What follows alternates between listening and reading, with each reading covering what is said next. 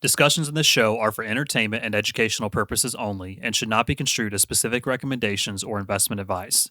Always consult with your investment professional before making important investment decisions.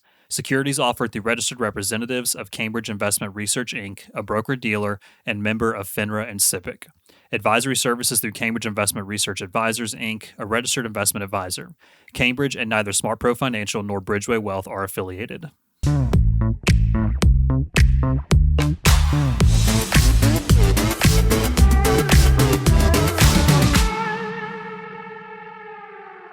Hey, everybody. Welcome back to the Working Wealth Podcast. We are so excited to have you here for another set of our home ownership, home buying series where we brought on one of the best real estate agents that you have in the Carolinas right now, Mr. Adam Taylor with Keller Williams and the Adam Taylor and team. We're going to spend the next couple of episodes breaking down a little bit about his backstory, his why, what makes really good real estate transactions, and everything you need to know to really be successful in your next home purchase, or maybe commercial property purchase, or investment property purchase. Who knows what it's going to be, but we know it's going to be something, and you need to be prepared to make the best decisions possible for your personal financial story. So let's kick it off. I know Adam pretty well. We've known each other for, 2017? 2017. You and Haley came to the first open house that I ever hosted. You would definitely know the day because of that. Yeah. All right. In my career, I'd been in the business for 5 minutes, and you guys had... It was a long and glorious 5 minutes, right? 5 minutes, and y'all showed up, and I was so scared. Were we the first people to show up? Yes. You're the first people that I ever met in the real estate business. Really? Yeah.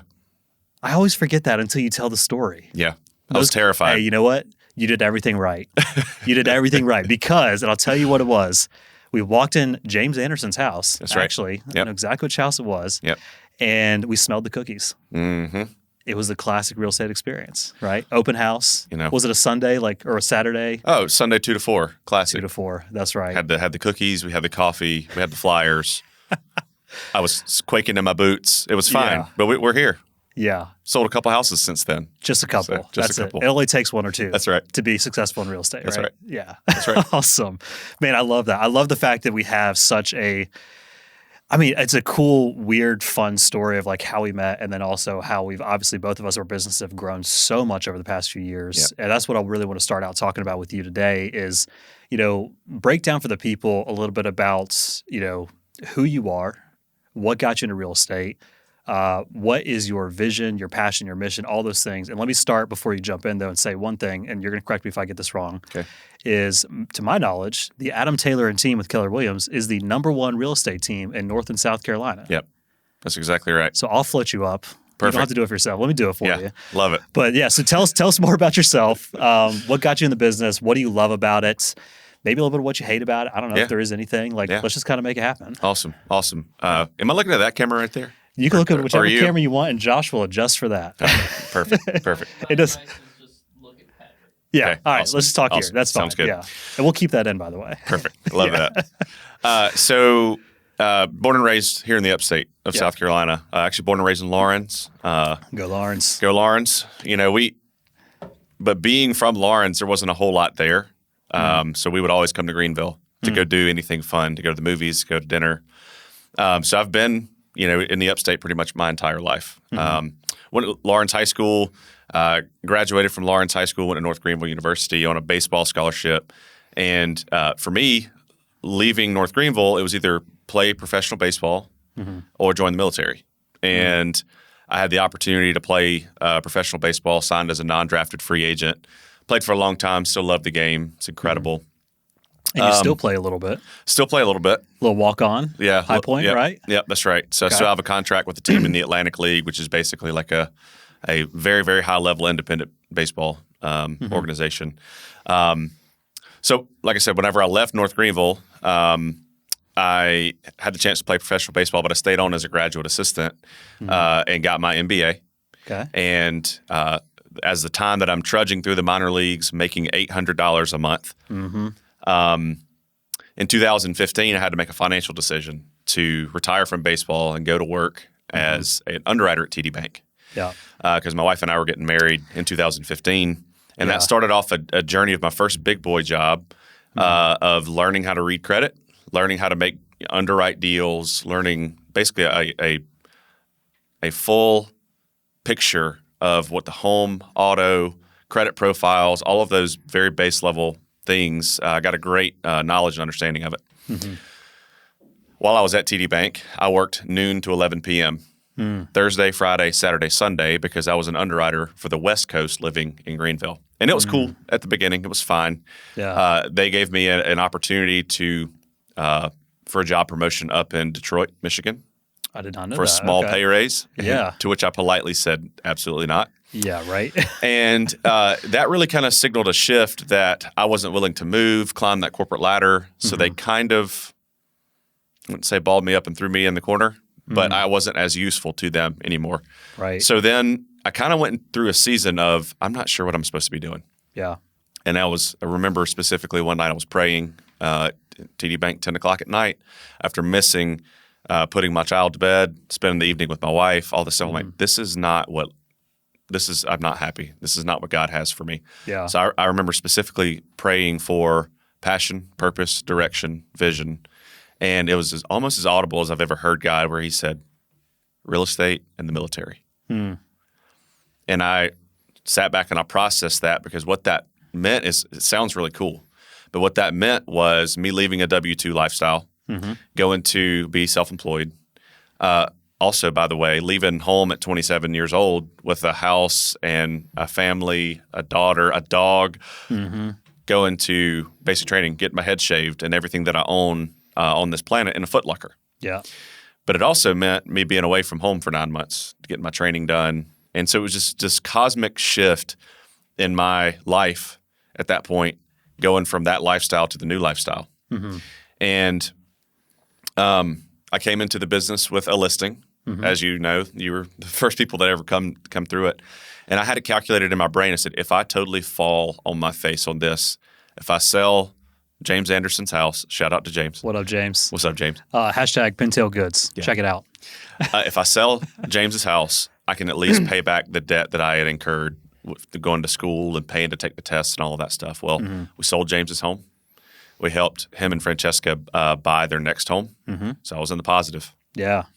And it started this incredible referral network, because I wanted to treat people so well during the process and the transaction that they couldn't help but to think about me during the process. So I was selling homes 2018, sold homes for 6 months, sold 19 homes my first 6 months. But then I left for basic training. 19 homes Yeah. in 6 months. Yeah.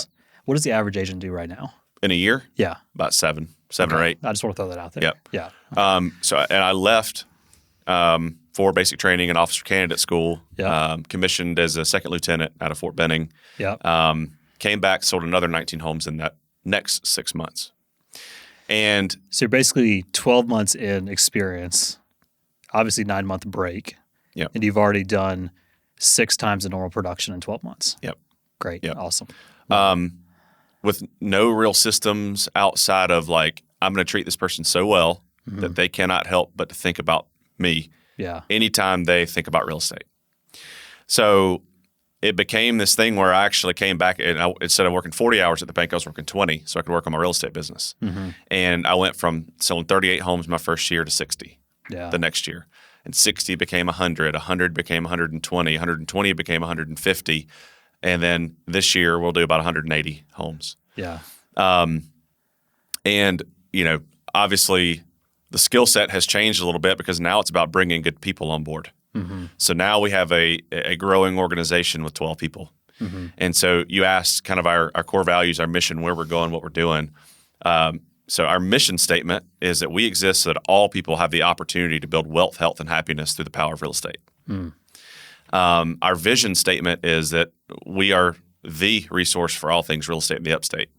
And, that's a huge statement, because it's probably going to encompass not only just real estate sales, it's probably going to encompass some horizontal businesses in the future. And it's my job as a leader to cast a big enough vision and make a big enough world for everybody in my organization's world to fit into.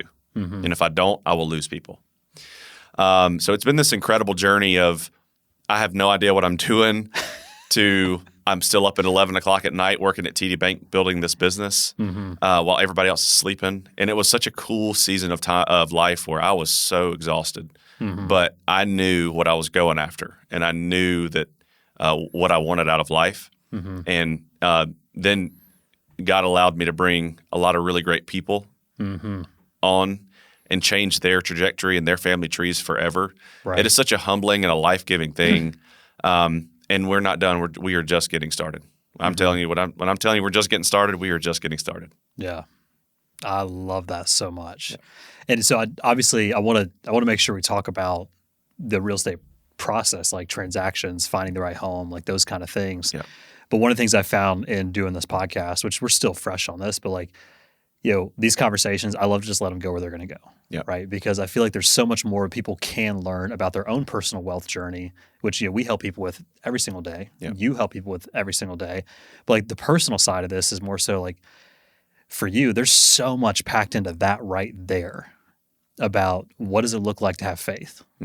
What does it look like to realize you're not in control, to submit to different authorities, to submit to different things, to take a chance, to take a risk, to put it all on the line and bet on yourself. Yep. Like there's so much we could unpack over a year of recording just about that. And maybe we do that down the road. I don't know. That we could definitely expand this process, right?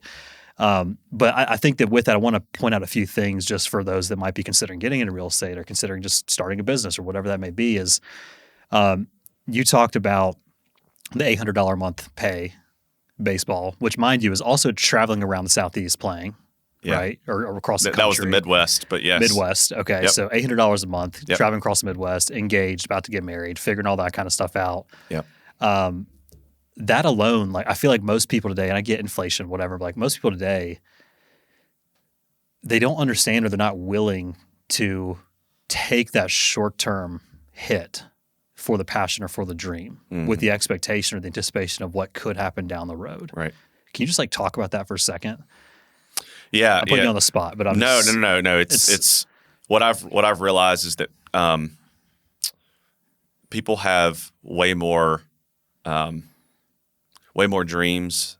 They have a. I'll say it this way: they've got $1 million dream and a $10 work ethic. Oof. And they are not willing to go through the beauty of the struggle to get to what that dream looks like. They trade that dream for little comforts. Yeah. And the more uncomfortable that we can get, whether it's, waking up and doing that workout or staying up late to develop that skill set or having a mentor, putting themselves out on a limb to go get a mentor, to go get a skill, to learn something new, nothing is comfortable getting to where you want to go. And so what'll happen is that, motivation is high at the beginning, but the discipline was never established. And as we know this is one thing you and I say all the time, that discipline beats motivation over the course of time. Yep. And so they don't allow themselves to build a solid foundation. First you build structure, then you build load. People want to build the load first without having the beauty of the pain, the struggle, the structure building. They rush through that because they want to get to that end goal quicker. But if they haven't built the structure to get there, it'll crumble. And that, they haven't allowed themselves to build that discipline up. So, the motivation will come and go and they'll get hot and cold and their life will probably mirror hot and cold. And then they're going to end up unfulfilled. Yeah. I think it's really relevant because we're recording this right now before the new year. It's December of 2024. So that's a really big conversation, especially the gym community we're in. Hey, like, don't wait till then, start now. Like, get rid of the motivation, build discipline, those small things. So relevant and so helpful for anyone who's listening to this. Like, hey, if you're just kind of floating along, get with it, that kind of thing. Yeah.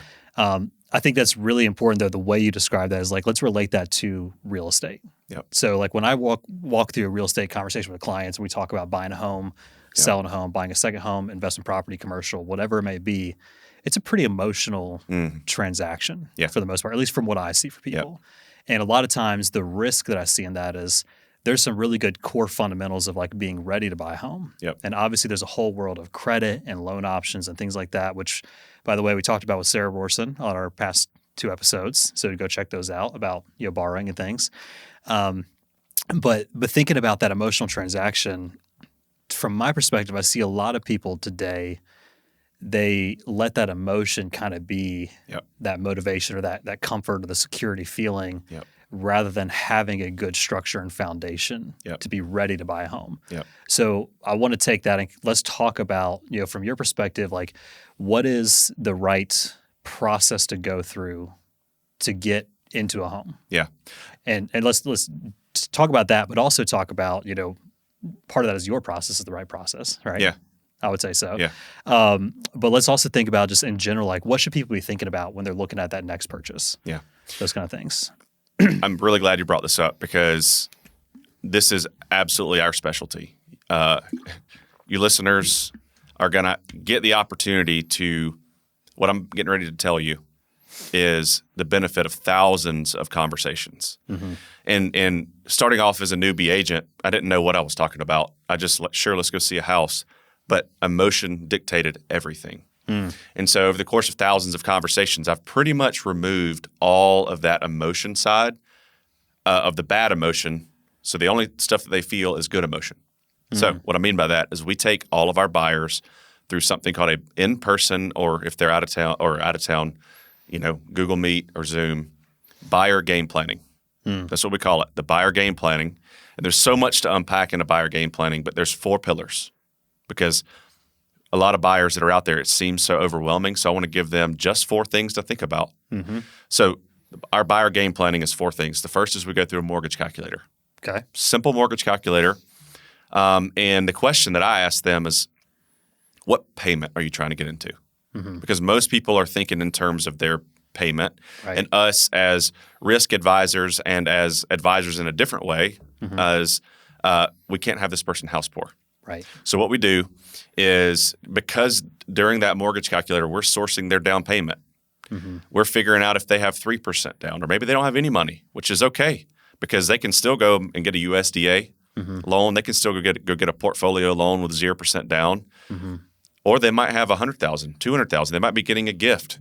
But what we're doing is we're sourcing their down payment. We're also asking them questions: are they W-2 or 1099? If they're 1099, have they been doing it 2 years? Because if not, they might have a really difficult time. And what I don't want to do is set them up to fail. So if they've only been on the job 6 months and they're 1099, okay, let's start the relationship now, but we're probably going to have to push that. But anyway, sourcing the down payment. We're talking about the relationship of down payment to interest rates. You can go put $50,000 more down on a property and really only save about $400 a month in payment. Interest rate is a lot bigger impactor of payment than how much you put down. So right now, new builds are offering somewhere around 4.99 special finance rate compared to 7% that you're getting on the secondary market. On resale homes. We're talking about interest. Not interest. Insurance. What's the cost of insurance? What's the cost of PMI? What's the cost of principal, interest, taxes, and insurance? And what we do at the end of that first step of the mortgage calculator is I click compute, and the payment pops up on the screen. And I don't say a word because I want to watch them process what they think that payment is going to be. Is it too much? Is it too little? And that right there, their reaction to that is going to tell me, do we need of how to guide the ship? So mortgage calculator first is unbelievably important. Because as we move into being an advisor for them, we need to understand the full picture. I was teaching my team earlier this week. I said that agents see the here and now, advisors see the full picture.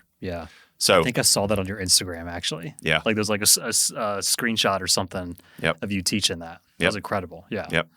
So we see the payment, and then we drive the ship from there.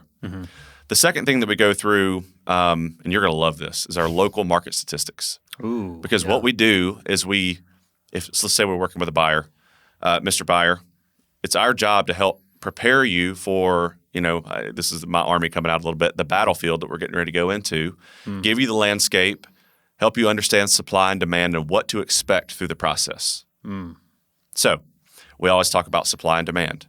We talk about the fact of that, as of November, we're up 31% year over year in inventory.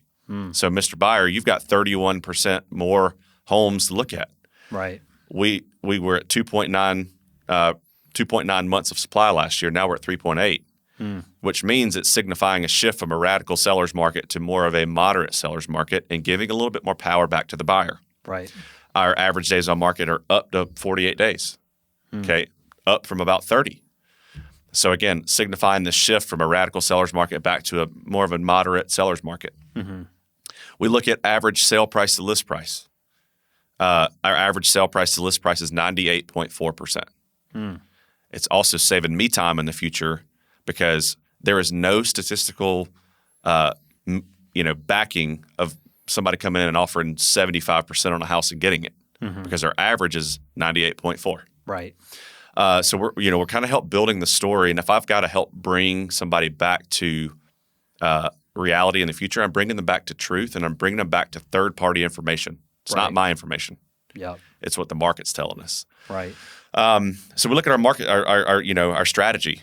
On some people do want to compete in multiple offers, other people don't. It's my job to also play emotional management with these people as well. Some properties are still going to go in multiple offers, and we have ways to compete in that. For example, escalation clauses, appraisal gaps, occupancy agreements post-closing. Whatever that buyer is looking to do, I can accomplish it for them. It's my job to help ask open-ended questions and unlock what that real motivation strategy is because I can execute it, but it's my job to know that person in and out of their budget, their emotional bandwidth, also another way to say risk, their risk tolerance. Right. Yep. And we kind of go from there. The third thing that we talk about is basically a hierarchy of where their financial situation puts them. For example, Dave Ramsey would say cash is king. Cash is really hard to compete with as in a real estate offer. Right. Then another tier down is a conventional loan.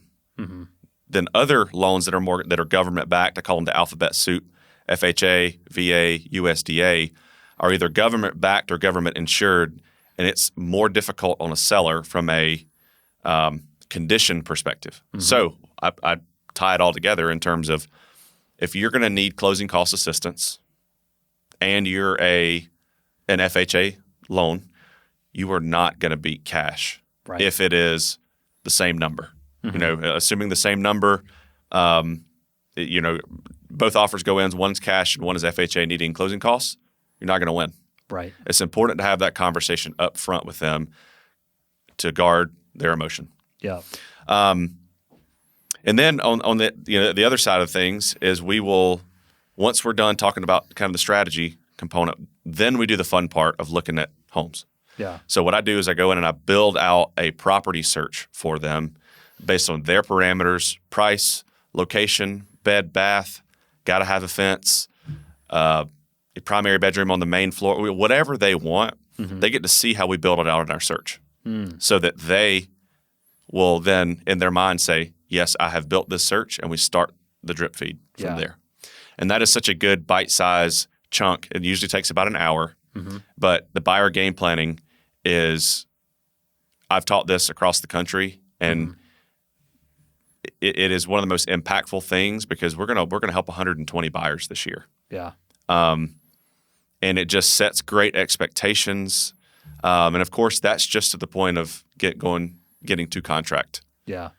After that, it's a whole different animal. But again, bite-sized chunks. Yeah. So just to recap and simplify, so the 4 pillars, you have like the mortgage calculation. Yep. Or what do you actually call it, like in simple terms? So pillar one. So our buyer game planning is 4 things. Yep. 1, mortgage calculator. Okay. 2, local market statistics. Yep. 3, loan type and strategy. Okay. 4, look at houses. Perfect. And I think that right there, and I want to specify this because the world is full of real estate agents. Yep. The world is full of insurance agents. The world is full of financial advisors. Yep. Not everyone is the same. Yep.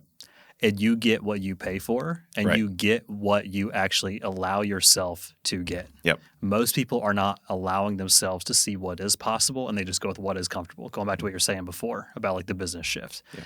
So I think it's really important for people to know that you guys, your team, you separate yourselves out as advisors in real estate rather than transactional agents. Obviously, a transaction has to happen for you guys to get paid, but you are advising people to make the most sound decision for themselves and walk them through the process of how to make good decisions. Like it's more than just getting a transaction done. It's also like, hey, here's how you can just make good decisions in general. Carry this over to other parts of your life. I love that piece of it because even when we sold our land recently, bought our land and then sold our land, right? Like on both sides of the fence there is we got to go through that process and get to see, hey, like here's all the different steps. Here's the things we get to evaluate. And it does make the buyer or the seller feel a lot more comfortable, right? You're informed, right? It's not just shooting from the hip and saying, oh, well, I think we can afford a $450,000 house. No, it's like, let's validate this, right? So I love that. Yeah. Fantastic. So that is the first part though, like before we look at houses, then let's say we identify a house. Yep. What's the next piece? We're doing our showings, find a home, we put it under contract. Now, of course, there's a lot that goes into the contract in terms of price, terms, contingencies, but there are ways to really, truly protect our clients through due diligence windows, contingencies to include appraisal, financing, CL 100, which is our termite letter, to make sure that what they are buying, probably their biggest asset, is in great condition. It's at least meeting the value that the bank would put on it. It doesn't have termite damage because it is our job to help protect that asset. Because again, whenever I first got in the business, it was all about how do we treat people so well through the process that they can't help but think about anybody else other than us in real estate. Yeah. And exercising those contingencies and that level of care for our clients has been incredibly beneficial for everybody that we've worked with. We run at about 85% repeat and referral. Oh, wow. Just because people trust our process. And let's say they terminate a contract. Some agents will refuse to work with that person again because it wasted their time.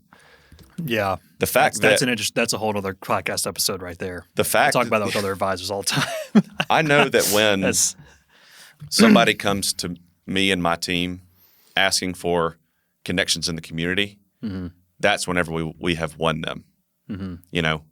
People will come to us with a financial question, and I get to refer them to you. Right. They'll come to us with a mortgage question. I get to refer them to a lender. A good realtor should be the quarterback of your entire financial transaction, at least when it comes to on the real estate side of things. Right. That's good. So you find the house, contract in place, a lot of steps there, due diligence, all the different options, different levers you can pull to win the deal. Yep. What would you say is the most important thing, or a couple different things, if there are a couple, through the contract process for people to remember? Because it can be emotional. Like you go through all the emotion, you try to pull the emotion out through the buyer game planning, make it more of an objective process.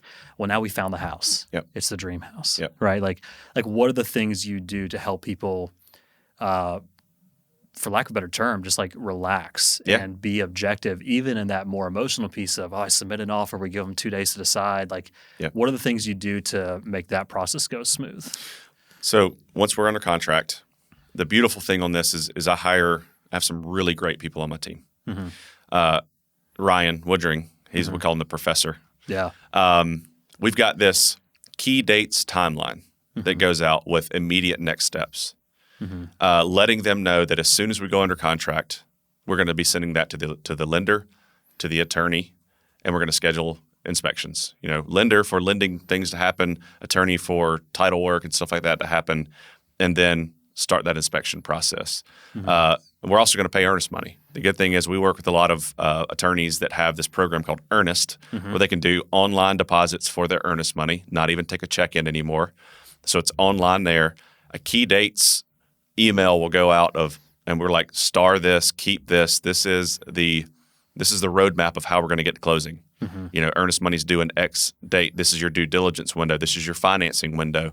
But we instead of people having to go back and ask all the time, well, what was that date? What was that date? Yeah. Immediately when we go under contract, that email goes out. Yeah. And that is their roadmap to closing. Perfect. And then all the way through, even to the level of, we find your utility providers for you and send them to you in an email a couple of days before so you can transfer that. And one of the beautiful things about what I've learned about being in the Army is they have something called the TLPs, the Troop Leading Procedures. But then at the end of the TLPs, you have the process is supervise and refine. And that process never ends. Yeah. And so what we do on the real estate end of things is our process improvement never ends. So, we will a couple times a year look at every template email that we have and go through and is this communicated well? Does this sound like it's coming from us? Yeah. And we always are in there refining our processes, making things more simple, and we remove a lot of that emotion through the process, except the good emotion. We want that to happen, but a lot of that fear and uncertainty causes people sometimes to make rash decisions that actually aren't in their best interest. Yeah. So giving more information up front, being clear and communicating expectations allows people then to inspect what they expect. Yep. That whole mentality. Exactly right. And where a lot of agents get themselves in trouble is, especially as a solo agent, they're doing it all themselves. Right. They're doing their own showings. They're doing their own paperwork. They're doing their own under contract process while they're trying to get new leads. They're trying to put other stuff under contract. It can become absolute chaos. Right. And the difference in us and them is the specialization of labor. There is not a better – I'm going to look right directly in this camera. There is not a better transaction coordinator in the country than Ryan Woodring on my team. I will second that position. Most transaction coordinators that do it full-time can handle about 10 at the most. This man carries 30 under contract consistently. On top of other responsibilities. On top of other huge responsibilities like writing our manuals, training other people in our organization. And so the benefit of what we do is that Ryan is way better at what he does than what we have the specialization of labor so that they can get me on the negotiating time and the strategy time and all the stuff where I'm really good. Right. And they get Ryan from contract to closing, and the guy just doesn't miss a beat. It's incredible. Yeah. I love that. I think that's another whole thing about just living into, I think you said before we started recording, like let your strengths carry you and your weaknesses concern you, right? Yep. So like focus on the things that you do really, really well so you can then allow yourself to achieve what you hope for, right?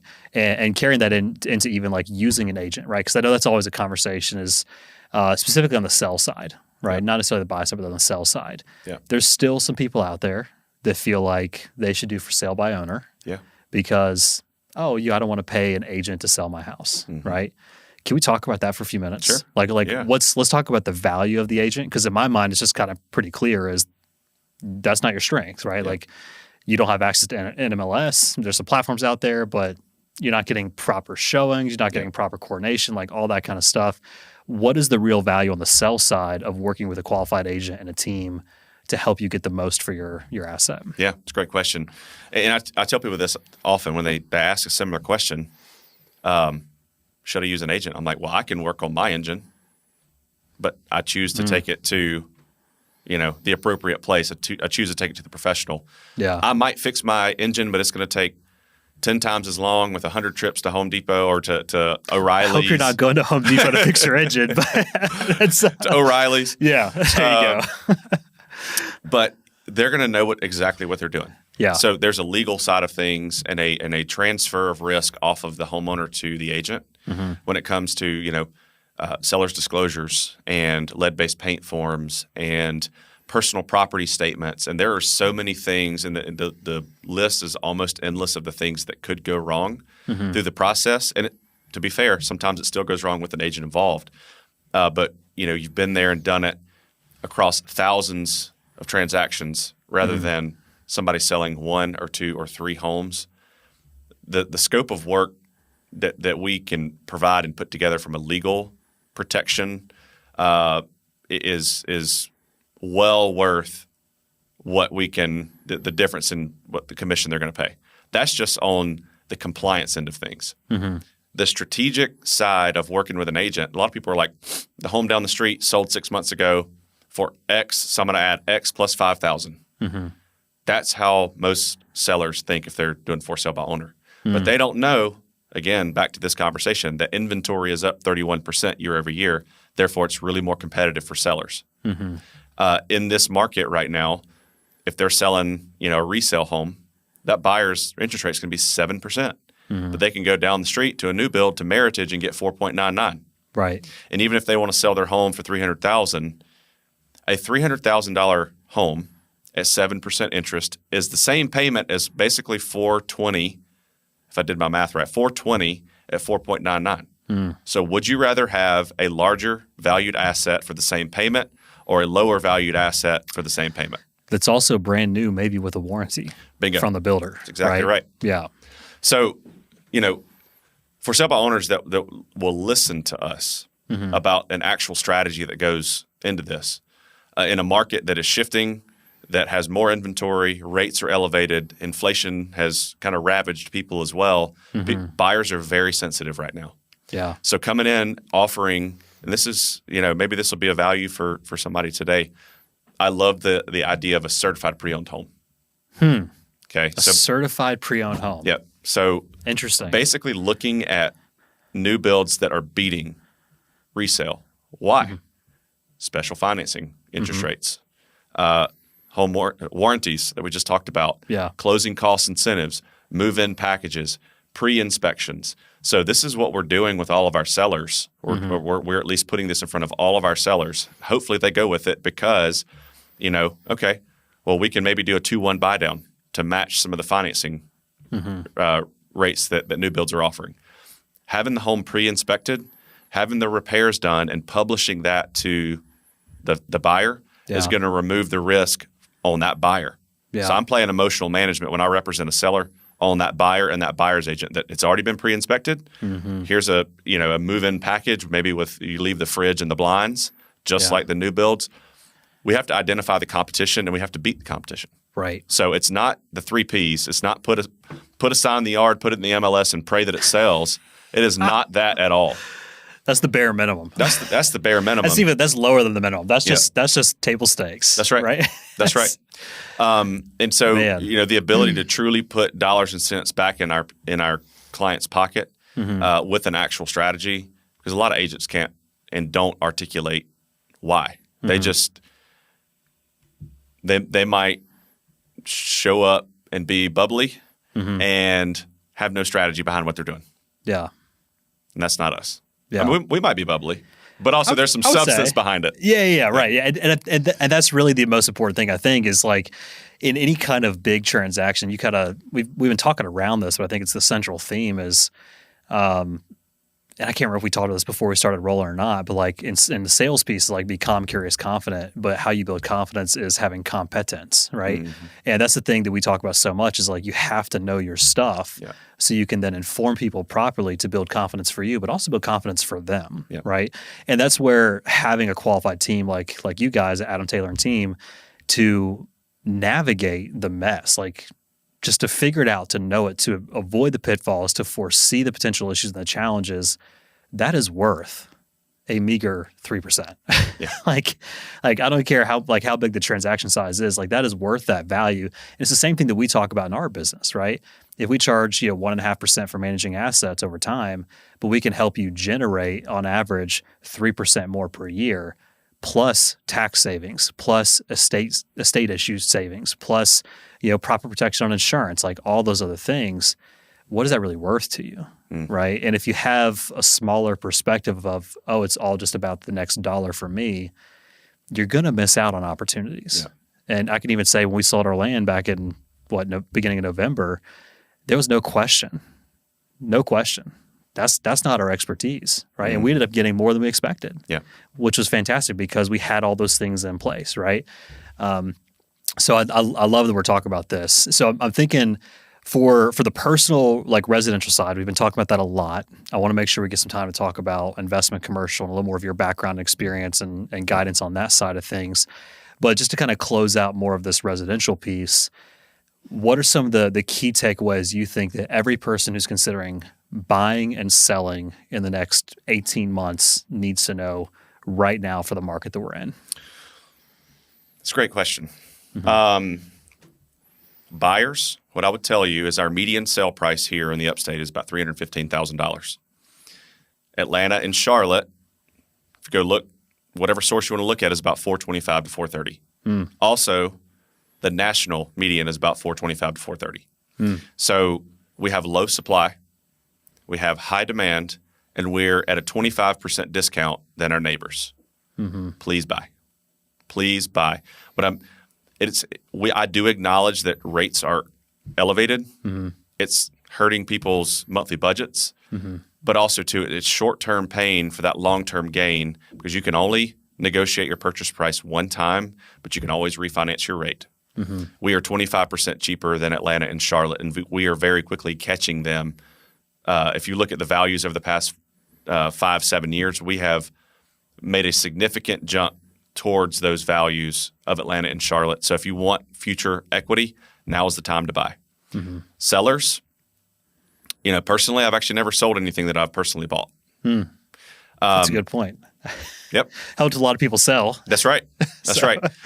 Sellers, depending on what that next phase is, it's probably a deeper conversation, whether it is to sell as a move-up buyer, selling and then turn around and buying something. It is a market that you have to be smart. It is still, by definition, a seller's market. A seller's market is defined as 6 months of supply or fewer.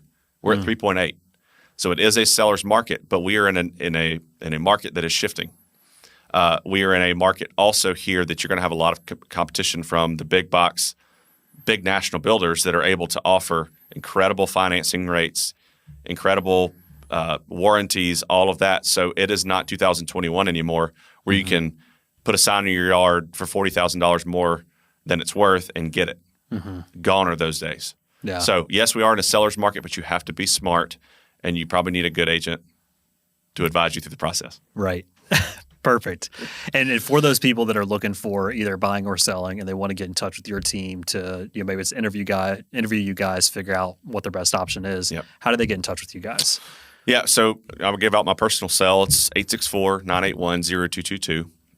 Also, my email is real, as in real estate, REAL, Adam Taylor, ADAMTAYLOR, at KW.com. Perfect. We're also on social media, Adam Taylor Real Estate on Instagram. We're very easy to find. Yeah, perfect. Awesome. Well, thank you for this. I really appreciate this. All the information we've been able to share with people. There's obviously so much more we can get into in terms of the nitty gritty of transactions and making the right home buying decision, from how much you should be able to spend, down payments, all that kind of stuff.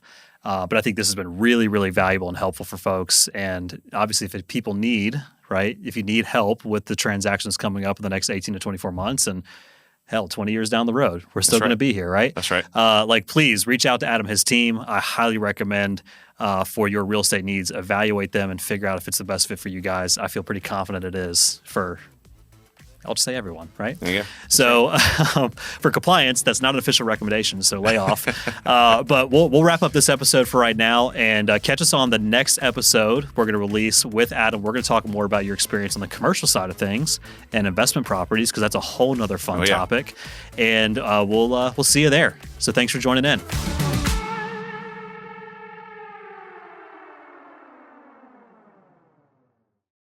Discussions in this show are for entertainment and educational purposes only and should not be construed as specific recommendations or investment advice.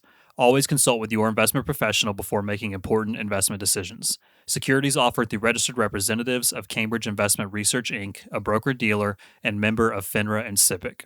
Advisory services through Cambridge Investment Research Advisors, Inc., a registered investment advisor. Cambridge and neither SmartPro Financial nor Bridgeway Wealth are affiliated.